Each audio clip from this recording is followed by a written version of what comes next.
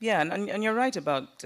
I think also Americana is it's about love. It's me wanting to write this unapologetic, lush, and slightly ridiculous love story in the manner of love stories, because I like love stories of that sort. But also it's love. It's love of reading. I think this book is also about just the Oh love yeah. of books. How Obinze loves books, how he makes Ifemelo come to love books. It's a love for home. You're right.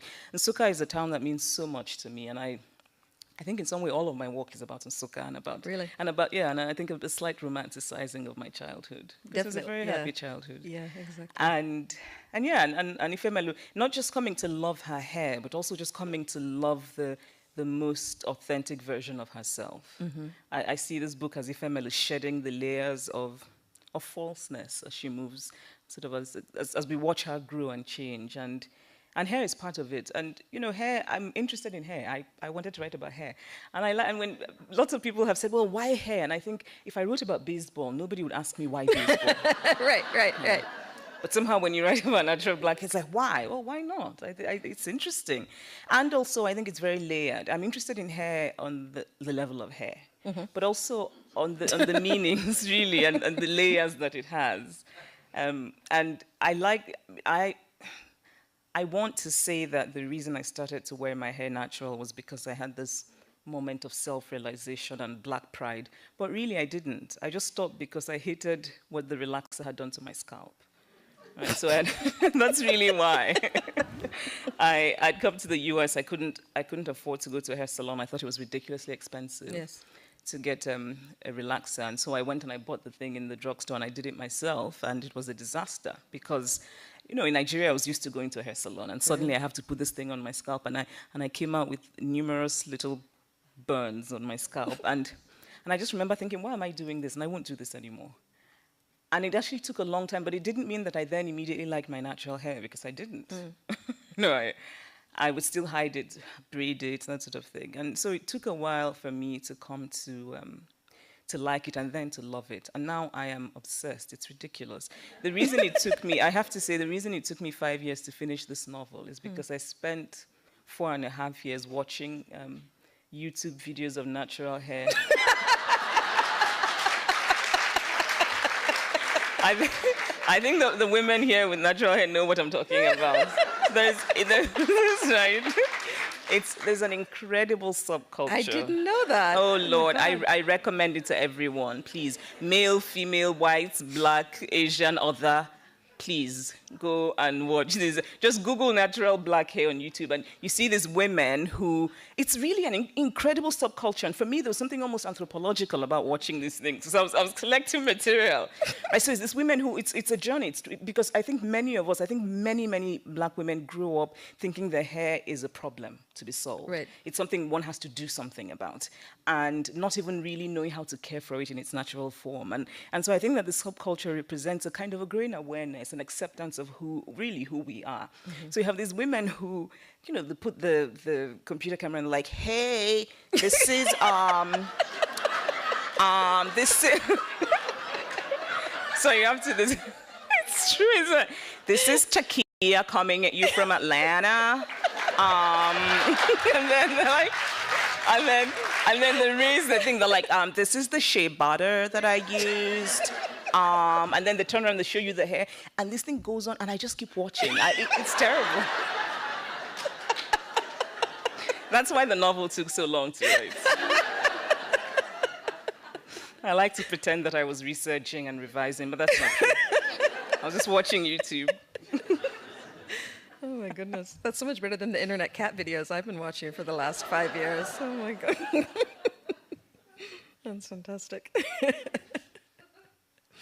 I want to talk a little bit about another town that you wanted to write about other than Nsukka was also Lagos. Yeah. And you know, you said you wanted to write about contemporary Lagos and how it's changed in the last 15 years. So, you know, the perfect device of having someone who's returned from having been gone for such a long time. And, you know, the title Americana refers to someone who's, you know, been outside and then has come back with kind of all these affectations. You forget how to speak your mother tongue and all this sort of rubbish. And when I was reading it, it was really reminding me of my father's return, because he had been gone for 13 years, went back in 1965, but he was part of that first generation that was being primed, for independence, and they were so optimistic.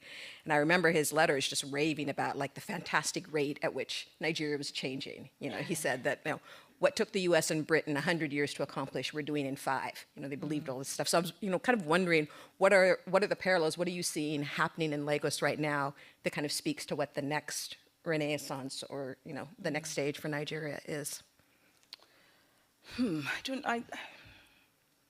Look, I think Lagos is a city that sort of, it takes 2 steps forward and 1 step back. And that's the sort of the Lagos's trajectory, I think, is that's the form it takes. It's a city that I love, but it's also a city that I realize, look, in Americana, there's a scene in which I make fun, but in a good way, loving fun. With love.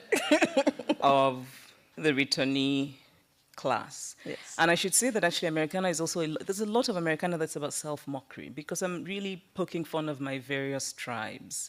So the returnee group in Nigeria, the people who left and went to the US or to the UK to get educated and then moved back, that's in some ways my tribe, because I'm comfortable in that circle. As I am in the US, I also make fun of the sort of slightly precious academic American, which is also my American tribe, because many of my friends, many of my American friends, often academic types who care about organic pomegranate juice. Yes.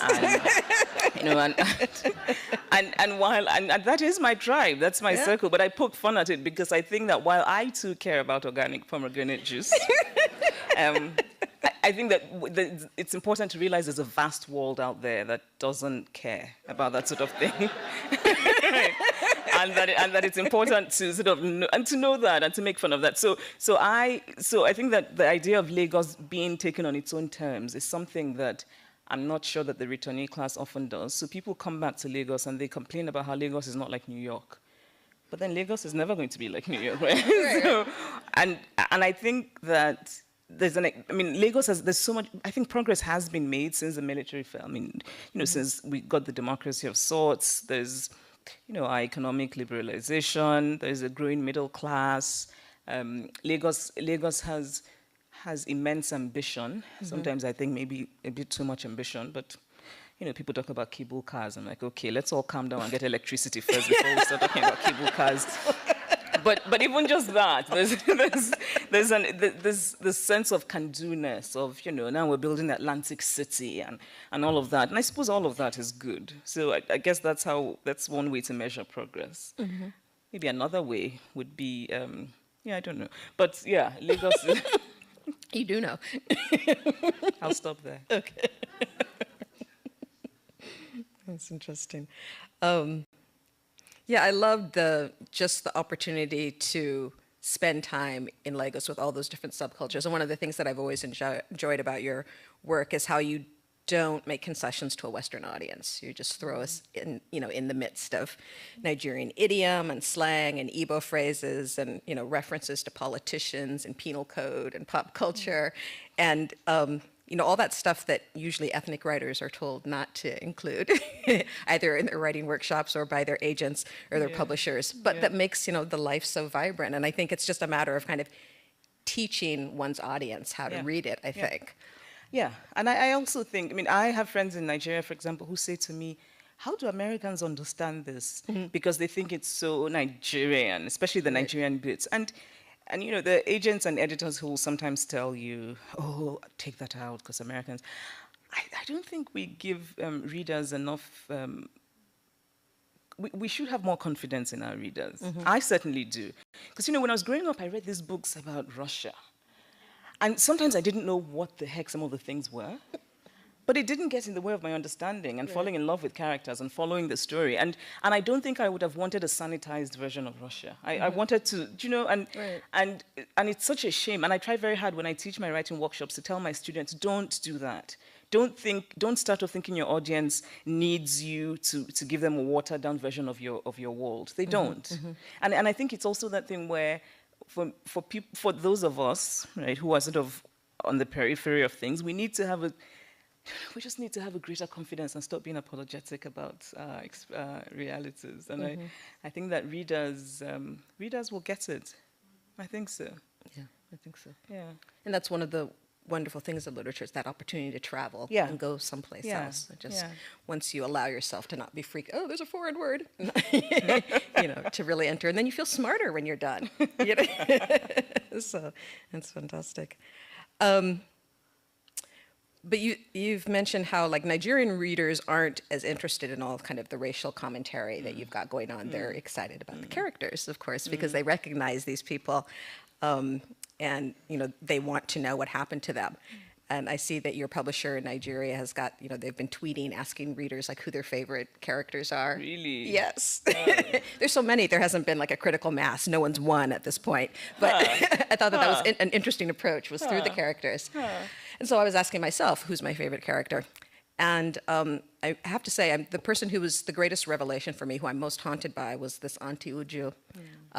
And I think it's because her kind of tragedy is her limits of imagination. And it seemed to me that there are many characters who are like that. There's a Femulu's mother who's kind of, disappeared into religion, which we could call a Nigerian pathology, perhaps.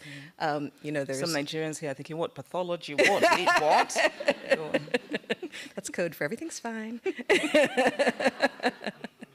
Yeah. There's the white woman that she works for, and then I was thinking, I've seen this motif, I think maybe in Purple Hibiscus and half of a Yellow Sun too as well, that there are these women who have these limitations, and sometimes they're external, they're societal or class-based, but a lot of times they're internal, and I think we could even say that hair decisions could be read that way, as a lack of imagination and a kind of an acceptance of, society's standards of beauty. And I was just wondering how what are some of the inspirations for your women characters, and how do you learn to understand someone who has these limitations? I think we all do. All I have to do is look inward at my own many limitations. But I think that's actually a very interesting reading, that it's really in the end a failure of imagination. But again, even the ability of imagination to stretch itself is conditioned by your reality. I mean, I think it takes the rare person to be able to transcend all of what society tells you is normal and good. And it takes extra strength. It's hard.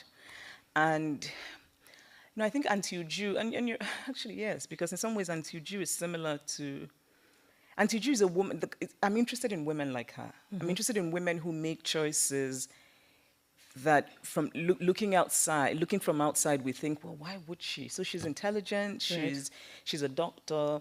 Why does she choose to be with this man who's married, who she knows can never give her more than he is giving her? Right. And I don't know. I mean, I don't know the answers. I mean, this is also the other thing about the human impulse isn't always logical. Right. It just isn't. And I'm very interested in that, in the way we make choices, and it's not as though, in the way that pop psychology today is, we're all supposed to know